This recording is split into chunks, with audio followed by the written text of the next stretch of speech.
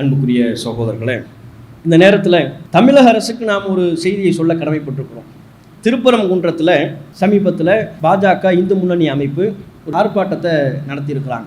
இந்த ஆர்ப்பாட்டத்தை எடுத்துக்கொண்டால் எதற்காக ஆர்ப்பாட்டம் என்று அவர்கள் சொல்கிறார்கள்னா, திருப்பரங்குன்றம் மலையை பாதுகாக்கணும், எல்லாரும் வாங்கன்னு கூப்பிடுறாங்க. திருப்பரங்குன்ற மலைக்கு என்ன ஆச்சு? யாரால் ஆபத்து? இவர்கள் கட்டமைப்பது முஸ்லீம்களால் ஆபத்து. திருப்பரங்குன்ற மலையை முஸ்லீம்கள் அபகரிக்க பார்க்குறாங்க. உண்மையில் திருப்பரங்குன்ற மலையை முஸ்லீம்கள் அபகரித்தார்களா? ஒன்றும் இல்லை. அங்கே ஒரு தர்கா இருக்கிறது, சிக்கந்தர் தர்கா ஒன்று இருக்குது. அது 600-700 வருஷமாக அங்கே இருக்குது. கீழே கோயில் இருக்கிறது, முருகன் கோயில் கீழே இருக்கிறது, உச்சியில் பள்ளிவாசல் இருக்கிறது. இந்த பக்கம் ஓரமாக கொஞ்சம் பாதி தூரம் கடந்ததற்கு பிறகு காசி விஸ்வநாதர் கோயில் இருக்குது. 2 கோயில் இருக்குது, ஒரு தர்கா இருக்குது. இந்த நிலையில தான் காலம் காலமாக 600 வருஷத்துக்கு மேலாக அது இயங்கி கொண்டிருக்கிறது. தர்கா இஸ்லாத்தில் இல்லை என்றாலும் தமிழகத்தில் பல ஊர்களில் தர்காக்கள் இருக்குதானே, அது போன்று இந்த பகுதியில் தர்காக்கள் இருக்கிறது.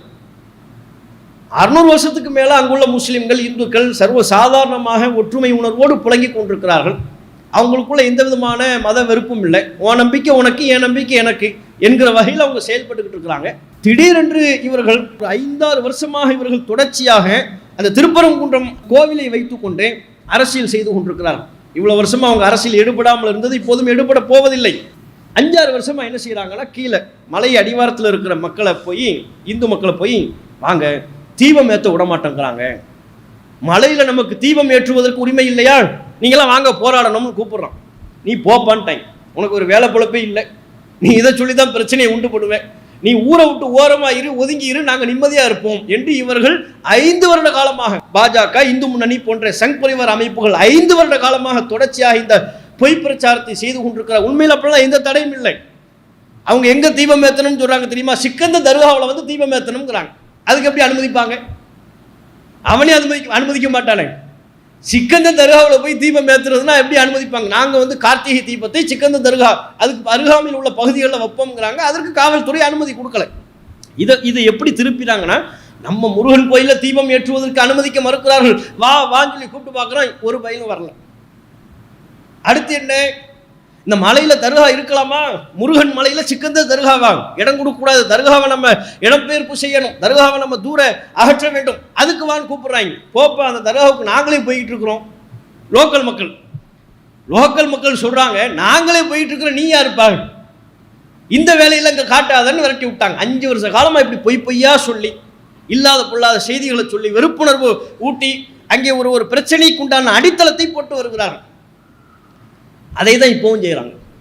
இப்போவும் என்ன, திருப்பரங்குன்றம் மலையை பாதுகாக்கணும்னா மலையை ஆட்டந்து அங்கே மலை அங்கே தானே இருக்கு, மலை இருக்கு, கீழே கோயில் இருக்கு, தர்காவா இருக்கு, எங்கேயும் எந்த பிரச்சனையும் நடக்கலை. நவாஸ்கன் எம்பி போயிட்டு வந்தாராம், அவர் இறைச்சி சாப்பிட்டார் என்று சொல்கிறார்கள். அவர் சொல்கிறார், நான் இறைச்சி சாப்பிடல, என் கூட உள்ளவங்க சமைச்ச சாப்பாடு எடுத்துட்டு போனாங்கன்னு. எங்கிருந்து சாப்பிட்டாரு? தர்காவில் உட்கார்ந்து சாப்பிட்டுருக்கிறார். தர்காவிற்கு செல்லக்கூடிய வாசல் படி இருக்குல்ல, அந்த படியில் அமர்ந்து கொண்டு சாப்பிடுகிறார். இதை இவர்கள் எப்படி திரித்து கூறுகிறார்கள்? நம்ம கோவிலில் வந்தமர்ந்து இவர்கள் பிரியாணி சாப்பிட்டு இருக்கிறார்கள், ஆகவே கோயிலை பாதுகாக்கணும்னு பொய் சொல்லி, அவதூறு சொல்லி இதே தாங்க பண்ணாங்க.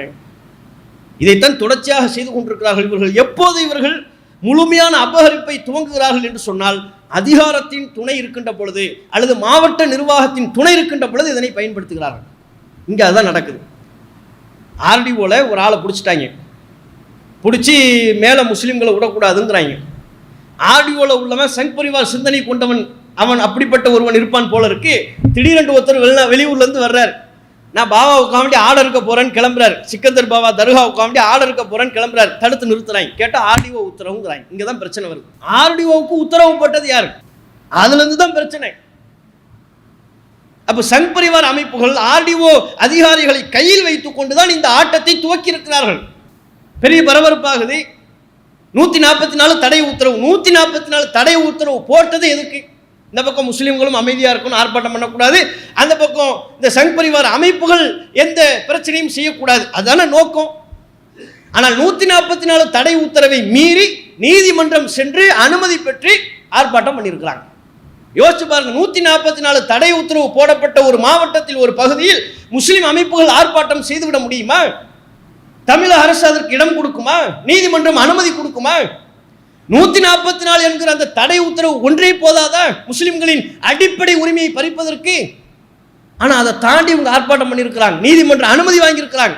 காரணம், தமிழக அரசு தரப்பு வழக்கறிஞர் ஸ்ட்ராங்காக வாதங்களை வைக்கல. காரணம் என்ன? நீதிமன்றத்தில் வருது. நீதிபதி கேட்குறாருங்க, நீதிபதி கேட்குறாரு, மேலே தர்கா ஆக்கிரமிப்பில் இருக்கிறதே அது குறித்து எடுக்கப்பட்ட நடவடிக்கை என்னன்னு கேட்குறாரு. அது என்ன ஆக்கிரமிப்பா? 600 வருஷமா இல்லையா? அது 1991 வழிபாட்டுத்தில் பாதுகாப்பு சட்டம் என்ன சொல்லுது? இந்தியா சுதந்திரம் பெறுகின்ற பொழுது எந்தெந்த வழிபாட்டு தலங்கள், அது தர்காவா இருக்கலாம், எதுவா இருந்தாலும் எந்தெந்த வழிபாட்டு தலங்கள் எப்படி இருக்கின்றதோ அப்படியே தொடர வேண்டும். அது ஆக்கிரமிப்பினே சொல்ல முடியாது. சுதந்திரத்துக்கு முன்பு ஒரு இடத்தில் ஒரு தர்கா இருக்கிறது, ஒரு பள்ளிவாசல் இருக்கிறது என்று சொன்னால் அது அப்படியே தான் தொடரும். ஒரு கோவில் இருக்கிறது என்றால் எல்லாமே அப்படியே தான் தொடரும். ஆனால் நீதிபதி கேட்குறாரு, அது அந்த ஆக்கிரமிப்பில் என்ன நடவடிக்கை? அப்போ நீதிபதி என்ன சொல்லணும்? அரசு தரப்பு என்ன சொல்லணும்? அது என்ன ஆக்கிரமிப்பு? அது 600 வருஷமா இருக்கக்கூடிய ஒன்றாயிற்றின்னு சொல்லணுமா இல்லையா? சொல்லலை, பூசி மொழுகிறாரு. சரி, அதை விட்டுருவோம். அடுத்து நீதிபதி கேட்குறாரு, எப்படி தர்காவுக்கு மேலே நீங்கள் அவர் ஆடை இருக்கலாம், கோழி இருக்கலாம், அது குறித்து எடுக்கப்பட்ட நடவடிக்கை என்னன்னு கேட்குறாரு. அவன் தர்காவுக்கு நான் இன்னைக்கு நேரத்தை அவன் ஆடை இருக்கிறான், கோழி இருக்கலாம், காலகாலமால அவன் செஞ்சுக்கிட்டு இருக்கலாம். அது இஸ்லாத்தில் இல்லை, நம்ம பிரச்சாரம் பண்ணுறோம், அது தனி. அதைத்தானப்பா எதுக்குப்பா நீ அல்லாவுக்குள்ளப்பா செய்யணும், ஏன்பா அங்கே போய் செய்யணும் நம்ம கேட்கணும், அது வேற. அவன் செய்வது காலங்காலமாக செய்கிறான். அப்போ காலம் காலமாக செய்து கொள்ளக்கூடிய அவனுடைய அடிப்படை உரிமையை இவங்க எப்படி பறிக்கலாம்? நீதிபதி அதை கேட்குறாரு. அதுக்கு கூட அரசு தரப்பு ஸ்ட்ராங்கான பதில் சொல்லலை. அது எப்படிங்க தடுக்க முடியும்னு அவர் கேட்கணும். அது அவன் நம்பிக்கை. கோவிலில் உள்ள ஒரு நடைமுறையை மாற்றுறதுக்கு முஸ்லீம்கள் சொல்லலாமா? நம்ம போய் சொல்லலாமா ஒரு நடைமுறையை மாற்றும்படி? அதுபோல் பள்ளிவாசலின் நடைமுறையவோ தர்காவின் நடைமுறையோ உங்கள் நம்பிக்கையை இப்படி மாற்றுங்க, உங்கள் செயல்பாட்டை இப்படி மாற்றுங்கன்னு சொல்லக்கூடிய ரைட்ஸை யார் கொடுத்தாங்க? இப்படி நீங்கள் முஸ்லிம்களின் விவகாரத்தில் தலையிடுவதைப் போல தமிழகத்தில் உள்ள அனைத்து மத நம்பிக்கை கொண்ட மக்கள் விவகாரத்தில் தலையிட முடியுமா? அப்படி நம்முடைய அடிப்படை உரிமையை பறிக்கக்கூடிய ஒரு செயலாக இருக்கிறது. தமிழக அரசு உடனடியாக அதற்கு தக்க தீர்வை வழங்கணும்.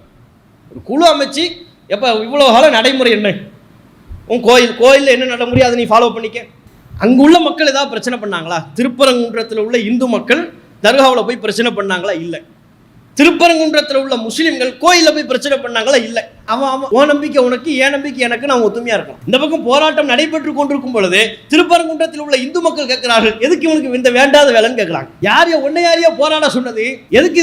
இது தேவையற்ற வேலை, எங்களுக்குள் எந்த பிரச்சனையும் இல்லை. நீங்கள் நன்றாக புரியணும். இந்த திருப்பரங்குன்றம் மலையை தர்காவை மையப்படுத்தி முஸ்லீம் மக்கள், அந்த பகுதியில் உள்ள முஸ்லீம்கள் பிரச்சனை செய்யலை, அந்த பகுதியில் உள்ள இந்துக்கள் பிரச்சனை செய்யலை, அந்த பகுதியில் உள்ள தர்கா நிர்வாகம் பிரச்சனை செய்யலை, அந்த பகுதியில் உள்ள கோவில் நிர்வாகம் பிரச்சனை செய்யலை. அப்போ பிரச்சனை பண்ணுறது யாரு? சங் பரிவார் அமைப்புகள் பிரச்சனை செய்கிறார்கள். இதனை ஆரம்பத்திலேயே தடுக்க வேண்டும் என்று நாம் தொடர்ச்சியாக சொல்லிக் கொண்டிருக்கிறோம். ஆரம்ப காலத்திலிருந்து அங்குள்ள நடைமுறை என்னவோ அந்த நடைமுறையை உறுதி செய்ய வேண்டும் என்கிற கோரிக்கையை தமிழக அரசுக்கு தமிழ்நாடு தவ்ஹீத் ஜமாத்தின் சார்பாக வைத்துக் கொள்கிறோம். மாஹூர் தாவான் அல்ஹம்துலில்லாஹி ரப்பில் ஆலமீன். அஸ்ஸலாமு அலைக்கும் வரஹ்மத்துல்லாஹி வபரகாத்துஹு.